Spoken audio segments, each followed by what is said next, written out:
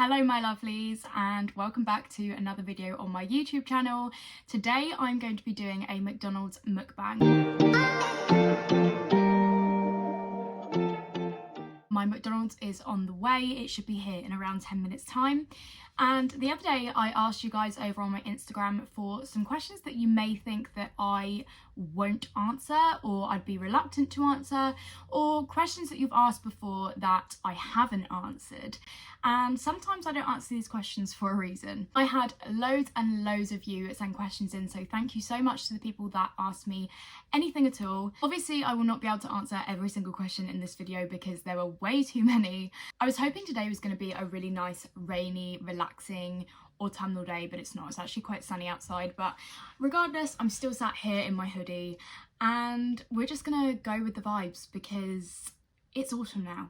It's basically Christmas. Right, I am back with my McDonald's here. Sorry if the camera has moved. I had to just take my phone to go to the door. Of course. Let's see what we've got. So I've got my large drink here, which has kind of spilled out, but that's okay. I have my barbecue sauce, but they obviously only give me one. Is one enough? No. I have bought my own barbecue sauce upstairs. Oh my god, that's just gone all over my bed. Oh dear. So I have a large Coke Zero over there. I have my large fries, King's Cross Station. I have some veggie dippers and of course a McPlant. I would usually only get a medium meal, but I wanted a large drink and there's just no point in getting a medium meal if I want a large drink. I know everyone says it, but McDonald's Coke, it's just top tier. I'm just going to get started and get into some of the questions. So the first question is, how is your mental health at the moment? So thank you very much to the person who actually asked me this question, because I feel like it's one of those questions that people kind of avoid. But if you don't know me and you don't follow my TikTok, or you haven't followed my TikTok for a while, you'll know that I have previously really struggled with mental health. I feel like I had a massive bout of depression last year. I've always sort of had anxiety. At the moment, I can definitely say my mental health is the best it has ever been, and I'm just in such a good place. I love being a mum. I'm so happy and in love with Charlie. I'm really looking to the future. I just feel really stable, and I feel like probably most of that is to do with Charlie and Alfie and just being a mum. I feel like it was my purpose in life and I didn't even know it, but these things happen for a reason. Mental health is a continuous battle, and I feel like it's more about learning how to deal with it and taking precautions to help yourself rather than getting over it, if that makes sense. I don't think you can ever really get over mental health. It's just how you battle it. Definitely had my fair share of issues with mental health, and it is an ongoing struggle, as I've just said. However, I feel like I'm in such a good place right now and I'm so happy and fulfilled in my life. And yeah, I think that was a really important question to answer, so thank you for asking it. I'm just going to take a bite of this burger because it is literally calling me. So the next question I'm going to answer is, how did you deal with losing your social life when becoming a young mum? I'm a teen mum. First of all, I respect you so much for being a teen mum. When I was a teenager, I don't know how I would have coped, honestly. So fair play, you're doing great. Secondly, I feel like I'm in a bit more of a privileged position when it comes to social life, just because obviously me and Alfie's dad are not together. He has him 3-4 days a week, not nights yet, but that will come in later. So because of that, I do have opportunities to go out where I'm still living at home as well.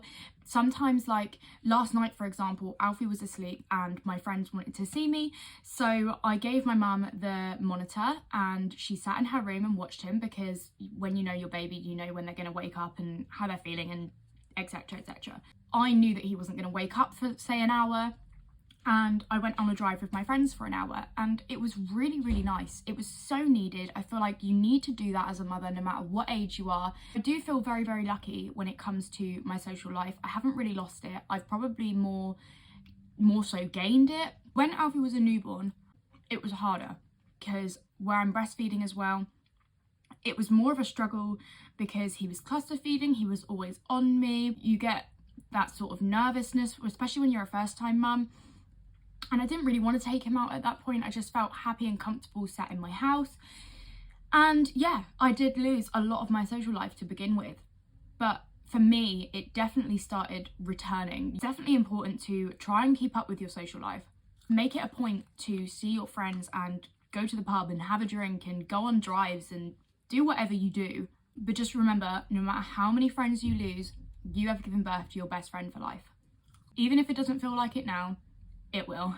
I'm just going to quickly go in with the veggie dipper. I don't really rate these, but McDonald's don't do any other sides, and it's just disappointing really. Like, what are you doing, McDonald's? Now, I've answered this question before on my TikTok, but I'm going to answer it again. Will you let Alfie call your boyfriend dad? So Alfie will be raised knowing that Charlie is called Charlie, and that is purely out of respect for Alfie's dad, and Charlie is not Alfie's dad. The only time that may have been the case is if Alfie's dad was not in the picture at all, but he's very, very heavily involved in Alfie's life, and we wouldn't have it any other way. Alfie loves his dad and he loves Charlie, but separately. They're different people. However, a couple of people on my TikTok did actually say that they started calling their stepdad, or bonus parent, how I like to call it, they started calling them dad just naturally. And if that happened with Alfie, and he said, no, I want to call both of my dad's dad, I would say, okay, that's fine. But your real dad's partner, I would expect you to call her mum. Like, it can't be one way in my life and another way in his dad's life. It has to be equal in my eyes. I don't see it any other way. No, in answer to your question, he will be raised knowing that Charlie is Charlie. If he decides to make that choice, he will be advised otherwise, but you know, sometimes these things just can't be helped. Somebody said, I'm due Christmas Day. Do you think having a baby puts a strain on your relationships? First of all, congratulations. It is the biggest blessing in the world. I'm so excited for you. But in answer to your question, does it put a strain on your relationships? Yes. The simple, straightforward answer is yes. Of course it does. It turns your life upside down. It puts a strain on your relationships, it puts a strain on your work, it puts a strain on yourself. Why does my speaker always die in these videos? It puts a strain on you as a person. It changes everything. It's not easy, but once you get past that adjustment, the relationships that are real and are supposed to stand in your life will stay. They will come back, whether they have sort of fizzled out a little bit or whether you don't see that person as much. Whatever the case, if they are meant to be in your life, they will come back into your life the way that they were before, or even stronger. In my case, you know, I used to see my best friend all the time. We used to work together, and before we even worked together, we were with each other every day, if not every other day. Now we see each other once a week, once every 2 weeks. But that's bound to happen because you have a little human to look after, and you can't be going out every single day with them. I mean, you can, but it's more difficult. So I would say it does definitely put a strain in your relationships, but again, it's not about the strain, it's about how you deal with it and making time for those people and not taking things out on those people, because it can be difficult to be a mum. 100% it is so hard, and sometimes you do take out your feelings on people close to you, but you just have to remain as calm as possible. Remember that those people are trying to help you. They are your besties, your mum, your dad, your boyfriend, your girlfriend, whoever. They are your support and they are there to help you. And if you need that help, there's nothing wrong with it. But just try your hardest not to take it out on them. That's all I'm saying. I'm going to answer this one because it's from one of my best friends.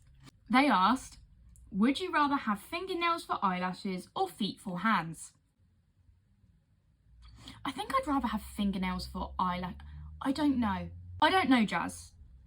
I don't know, mate. What would you have? The next question is, what were the midwives like while you were giving birth? Are they supportive? Now, this is relative. It's different for everybody. So for me, it was very, very mixed.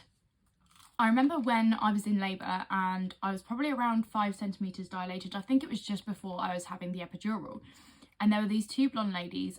I cannot remember their names for the life of me, and I wish I could. But they were the loveliest midwives ever. They were literally like my sisters. They were supportive, they were kind, they were caring, they were nurturing. They were giving me absolutely everything I need, and one of the poor girls, I squeezed her hand to death. I'm surprised she didn't have to go to the other side of the hospital and get her hand fixed, because I was squeezing it.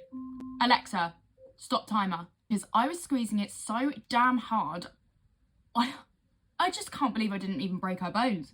I'm surprised she even took it, because if that was me, I'd be like, get off my hand.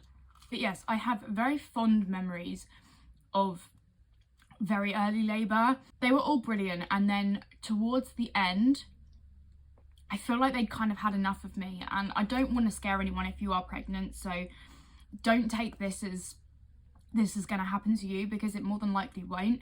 But for me, it just felt like they wanted to get the baby out of me and be done with it, basically. But I obviously understand that the NHS are extremely overwhelmed, and sometimes it's no fault of their own. I don't understand what it's like to be a midwife. I don't understand what it's like to be in that position, to work stupid shifts and so overwhelmed and overrun, and it must be difficult. So I do understand, but at the same time, I was in the most vulnerable position of my entire life, and I was struggling so hard, and I do in a way kind of feel like I was neglected by the staff there, especially some of the midwives. But yeah, those two ladies were my saving grace, and if for whatever reason, by any chance you are watching this now, thank you. I love you. I really need to eat these chips because they're going cold. Have you and Alfie's dad had disagreements regarding parenting? Example, breastfeeding, etc. So obviously, I'm just going to put it out there. Yes, of course we've had disagreements. If we were together, we'd have disagreements. We're apart and we've had disagreements. I feel like it's completely normal for both parents to argue and disagree on things, because you just want what's best for your child. Point blank, that's it. So there are some things that he thought may have been best. There were some things that I thought may have been best, and we disagreed on it. It's going to happen. It was very difficult at first when Alfie didn't take a bottle, because he was just attached to me. He was cluster feeding, so that did make Alfie's dad's time with Alfie a little bit more reduced than probably what he would have liked. But however, we worked our way around it.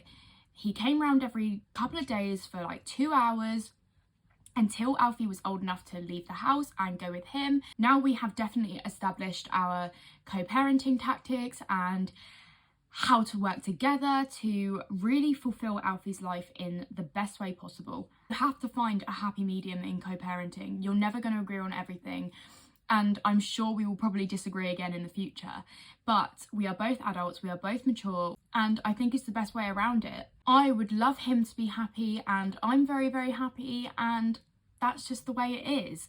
There's no point living your life being miserable and arguing with somebody when all you both want is the same end goal, which is for your child to be happy.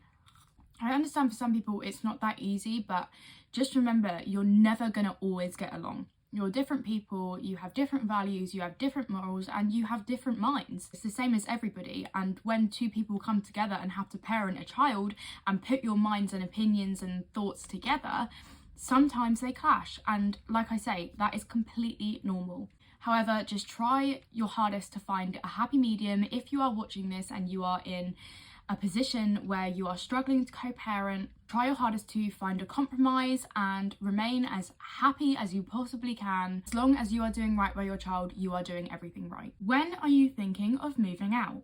So, I don't know. Me and Charlie are both on our council list and we've been accepted. We're on quite a low band though. I think it's just a matter of time. I don't know. Like, we cannot afford to private rent. Neither of us will probably qualify for mortgages.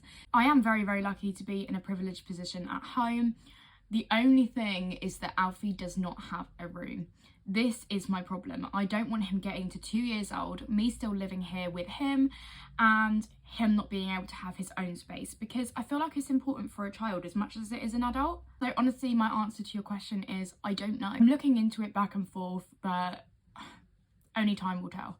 Are you worried about bringing up Alfie in today's society? This is a bloody good question. Yes, I'm very worried. I mean, the prices of things, I can't even afford to live now, so what's it going to be like in the future?